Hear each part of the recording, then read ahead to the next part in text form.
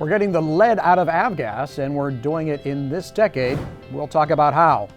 Plus, Patty Wagstaff teaches tailwheel flying. Plus, the state of the industry, a party in Arizona, a paraplegic jet pilot, and a pacer without elevator authority. Whew, all that's coming up next. Your plane is a valuable tool. With the Genesis Aerosystems S-Tech 3100 digital autopilot, you can rest assured you will arrive safely to your destination. The 3100 is the industry's most advanced autopilot for single and twin-engine aircraft, providing exceptional workload reduction, safety-enhancing capabilities such as straight and level mode and speed protection. To learn more, visit our website today. This is AOPA Live This Week with Tom Haynes and Alyssa Cobb.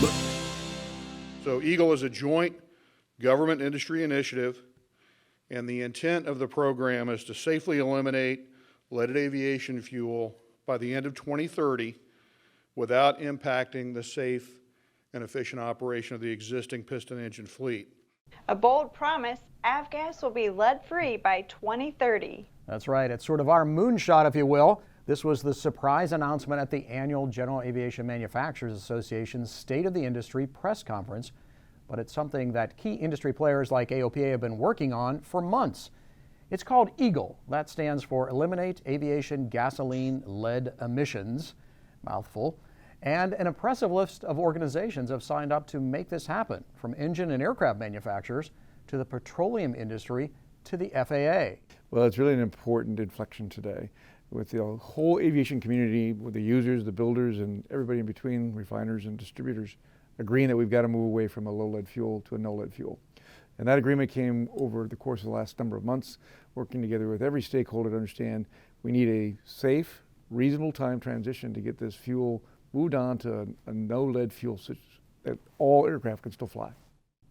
And that's a critical part of EAGLE, keeping all aircraft flying and fuel for those aircraft at all airports while the industry makes a safe transition to a no lead fuel by 2030. Part of this is to do this process safely, but also do it with minimal impact to those operators and owners out there. So we'll be looking at the possibility of lower octane fuels that are more readily available, trying to figure out ways if there are retrofit requirements, how do we do that over a period of time in a way that makes sense. So I think with the 2030 timeframe that we put out there, we've got time to work through all those issues. Because again, the goal is to certainly remove lead from the environment, but also do it in the least impactful way to the industry that we can. So we have some airports, Santa Clara County in California, for example, that have already stopped the sale of leaded fuels on their airports. And we've got about 8 years that this may play out over. How do we keep the GA infrastructure intact and make fuel available for those who need it, and keep these airports kind of from bailing on us, if you will? Well, it's important that we work this and be very transparent, not only between the aviation industry and the FAA, but also in the communities around the country. And our aviation infrastructure is extremely valuable, and we want to make sure that it's preserved for not only this generation, but for future generations. It's a big part of jobs and the mobility of our society. So we want to make sure that we're working in a very transparent way with communities and airports around the country. So Tom, tell me, what are the next steps? Well, lots to do. First of all, the FAA must set up this organization and appoint an executive director, and then start working on those 4 pillars that they were showing on the screen. The first 2 being done by the industry, basically, basic infrastructure and implementation, and of course, for what's really important to us, maintain 100 low lead availability and airport access for aircraft that require lead. There's the research and development pillar, and that's the industry continuing to work on advanced technology designs. The FAA is going to take on the fuel testing and qualification and the regulatory and policy side of this, and that's all about sort of fuel authorization, certification standards, and it's really a lot of new ground for the FAA, though. They've never done anything quite like this. It's rather unique requirements before them, and so it's going to be a real challenge. And our goal, of course, is also as part of this is to educate people, and that's why we put this website up, aopa.org/100UL. is a place you can go. We've got FAQs there. We've got articles about what's happening from an unleaded fuel standpoint. And coming up next week, Wednesday, March 3rd, 9 a.m. Eastern Time, I'll be hosting a webinar with several industry leaders, including Mark Baker, Pete Bunce from the General Aviation Manufacturers Association, Paul Milner, who is a consultant and expert in this field that we've hired to work with us. And we're having it 9 a.m. because we're going to be talking about the European impact on this. And we want the Europeans to be able to tune in live at 9 a.m. Eastern Time. So it'll be still a reasonable time over there. So anyhow, lots going on. The webinar will be recorded, so if 9 a.m. Eastern next Wednesday doesn't work for you, you can come to our YouTube channel and watch it later. But doing everything we can to keep everybody informed and try to keep this thing moving, Alyssa. Yeah, it's good news, Tom, and definitely something we all need to tune into next week. Well, the Eagle landed, or rather, when it was announced, it overshadowed what would have been the big news coming out of the General Aviation Manufacturers Association State of the Industry address. And that news? Aviation is roaring back. The GAMA report shows that all segments of the industry are seeing an increase in shipments, an increase of some 10% over 2020, and the total value of more than $25 billion. So the first up is piston airplanes. We're starting there to show a huge increase in this segment, 5.5%. The significant increase in terms of billings, which is now up 13.7% to $837 million. Turboprop shipments are up 19% and business jets up 10%. Helicopter market is doing well too. So Tom, all around, that's good news. It was good news, and as you noted, it sort of got lost in the noise of the Eagle announcement on unleaded fuel. But yeah, it is great to see those numbers coming up, some of the highest numbers we've seen from a delivery standpoint in probably the better part of a decade. And hey, speaking of D.C., Democrats and Republicans are coming together. No, not really. They're just gathering for the State of the Union in the Capitol building, the State of the Union from President Joe Biden.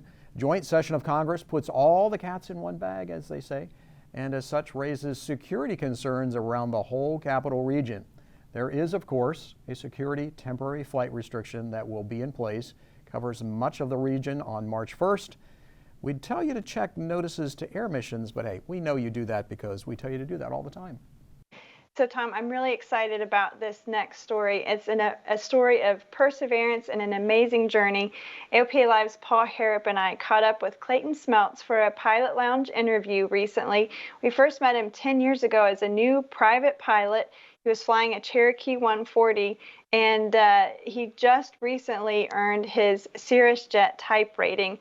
He's been doing all kinds of things, starting businesses, raising a family, and he's doing it all as a paraplegic. And he really he tells everyone how the sky is so freeing for him and what he's doing with how much he's accomplished so far to help other people who may be in the same situation as him.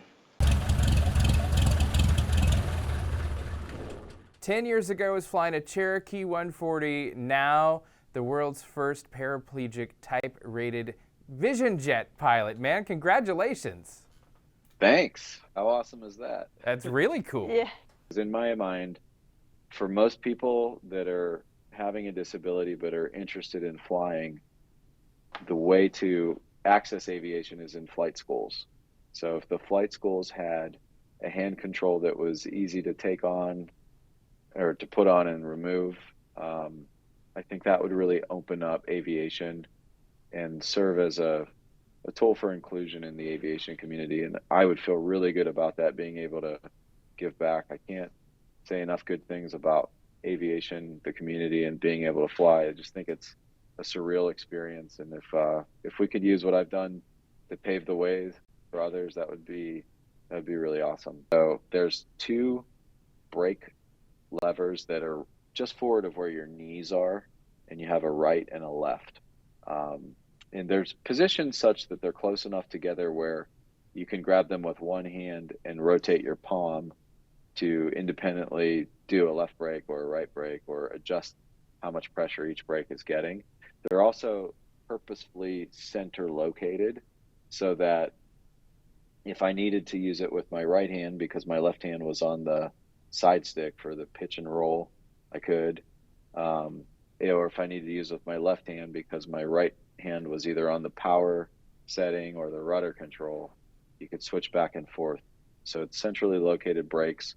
And then on the right, there is a rudder controller. So it's designed to kind of look like the existing side stick on the Cirrus jet. So you have two side sticks essentially, and one does, when you lift it, it does a right rudder input, and when you push it down, it does a left rudder. So it's a little bit of a handful. Well, you can see our full chat on the Pilot Lounge playlist on our YouTube channel, and you won't want to miss it. Hey, we had a great get-together last weekend in Arizona. The Copper State Fly-In brought in hundreds of people to Buckeye over the weekend. Stoll Drag kicked off its season at the gathering. Aerobatic demonstrations like this Force ship filled the sky.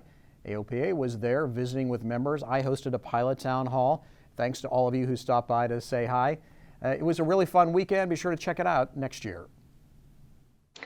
Well, sadly, one of aviation's most loved characters has flown west. Colonel Gail Halverson is best known as the Berlin Candy Bomber.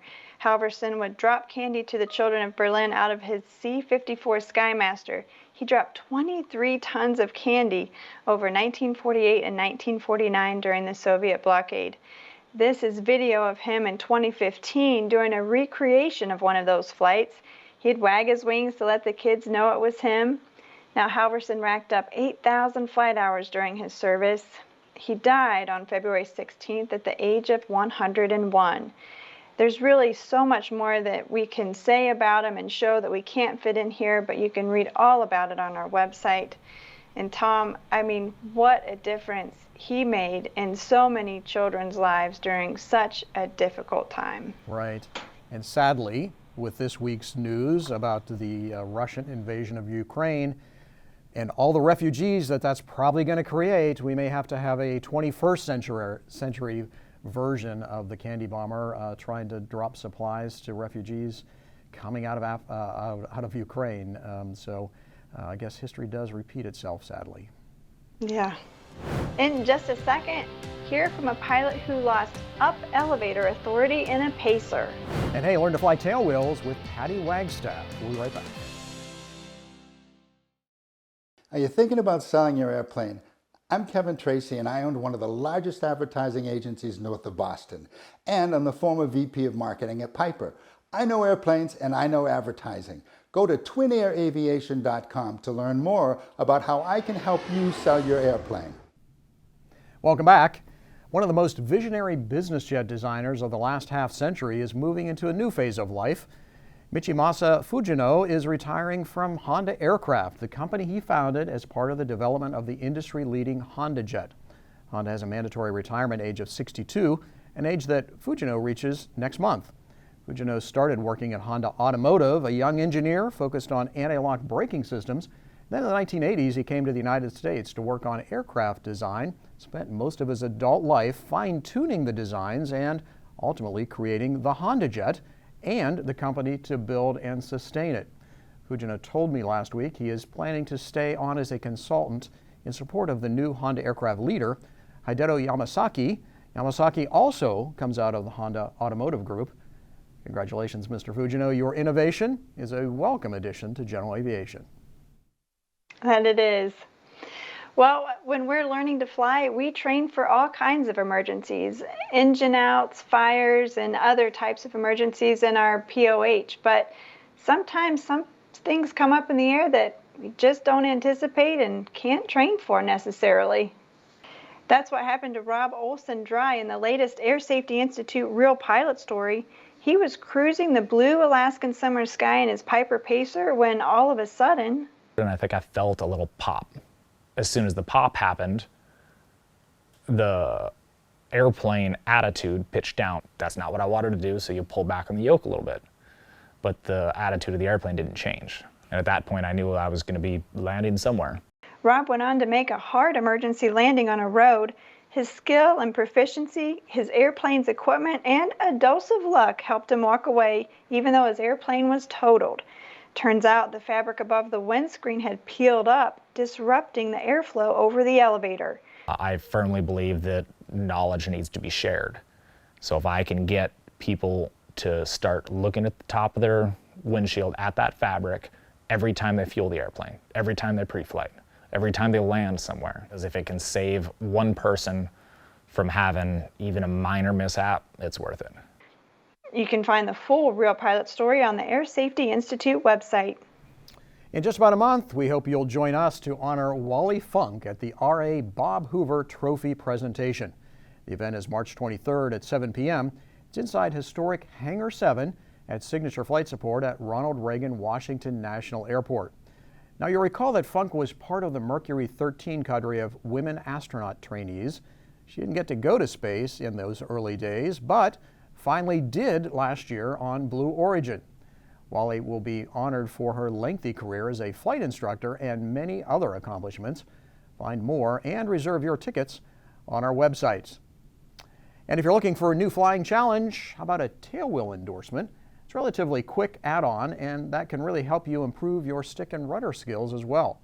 And if you're looking for a place to start, check out Sporty's virtual tailwheel course.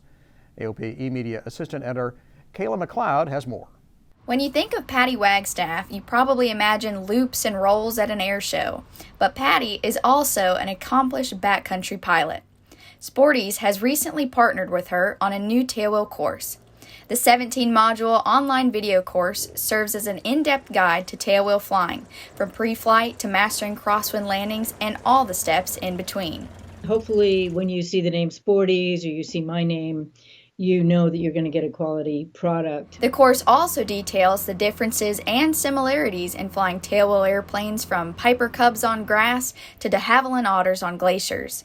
All the different types of flying that we talk about and different types of airplanes, the basic rules apply. And that was the main thing to get across in this video, that it's still an airplane. When you push the stick forward, you're going to pick up speed, you're going to go faster, the house is going to get bigger. When you pull back, you're going to get smaller, and if you don't use your rudder properly, you're going to be in trouble. So if you can take those skills and apply them to all these different types of flying, it all applies the same exact way. The tailwheel course is not an alternative to flying with a CFI. However, it complements traditional flight lessons. If you can go through this ahead of time, it's going to be so much more efficient with your instructor to complete that training, because you can see the control motions. And Patty does a great job in terms of her teaching. It's not by the numbers. We're not memorizing lots of specs and things. We're learning how the airplane flies and aerodynamics, and you're learning how to correct for it. So it's much more than a mechanical course, but really understanding how to operate the airplane. We hope that somebody, even the most experienced pilot can get some little tip and go, aha, maybe a little aha moment. Like, I never thought about it like that. Kayla McLeod, AOPA Live. You can find the course on the Sporty's website for $100. Hey, thanks for spending some time with us. We hope you're an AOPA pilot, and if you're not, find out how to become one at the link on your screen. And this week we leave you with some great video footage from AOPA content producer Nikki Britton. She got to tag along on a Carbon Cub on floats. We'll see you next week.